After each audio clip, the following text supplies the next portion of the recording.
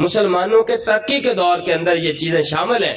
مسلمان جہاں بھی آباد ہوئے ہیں پہلے انہوں نے مسجد بنائی اور مساجد عالی شان۔ اب تو لوگوں کی ترجیحات بدل گئی ہیں اور اوپر الٹا یہ اس قسم کے کوئی نئے روشن خیال لوگ آ گئے ہیں، وہ باتیں اس قسم کی کرتے ہیں کہ جن باتوں کا اسلام کے ساتھ تعلق ہی نہیں بنتا۔ مثال کے طور پر اس طرح کا کوئی محاورہ اسلام قبول نہیں کرتا جس میں کوئی شخص یہ کہے، کسی ایک نیکی کی نفی کرے اور ایک نیکی کو بیان کرے، یہ نہیں ہے۔ بلکہ اسلام کا مزاج یہ کہ جو بھی نیکی کا کام ہے، سارے ہی نیکی کا کام وہ سارے کیے جائے۔ اب ایم ہی کسی نے بنا لیا، لو جی 1000 مسجدیں بنانے سے بہتر، یہ دنیا کا مختصر ترین خطبہ ہے۔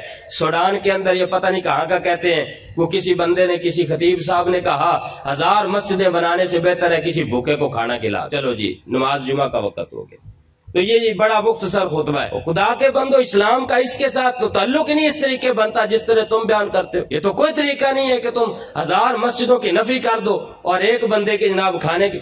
اسلام یہ کہتا ہے کہ بھوکے کو کھانا کھلانے والا اس کا ایمان افضل ہے۔ حضور پاک صلی اللہ علیہ وآلہ وسلم سے صحابہ کرام علیہ رضوان نے سوال کیا، یا رسول اللہ سب سے افضل ایمان کس کا ہے؟ تو ایک کے جواب میں حضور نے یہ بھی ارشاد فرمایا، جو شخص بھوکے کو کھانا کھلاتا ہے اس کا ایمان افضل ہے۔ لیکن یہ تو بات کوئی نہیں کہ مسجدوں کو چھوڑ کر اس کو جناب کھانا کھلاؤ، یہ بات نہیں ہے۔ جب مسجد بنانے کی باری آتی ہے تو مسجد کو بھی بناؤ، بھوکے کو کھانا کھلانے کی ضرورت ہے تو اس کو کھانا بھی کھلاؤ، وہ بھی نیکی ہے، یہ بھی نیکی ہے۔ کسی ایک نیکی کی نفی کر کے کسی ایک نیکی کو ترجیح دینا، یا تو اس وقت ہو سکتا ہے جب 2 نیکیوں میں سے کوئی شخص ایک نیکی کر سکتا ہو، جب بندہ مجبور ہو اور 2 میں سے کوئی ایک نیکی کر سکتا ہو تو اس وقت اس کو یہ چاہیے کہ جو ضروری ہے وہ کر لے، یہ تو اس وقت ہوتا ہے۔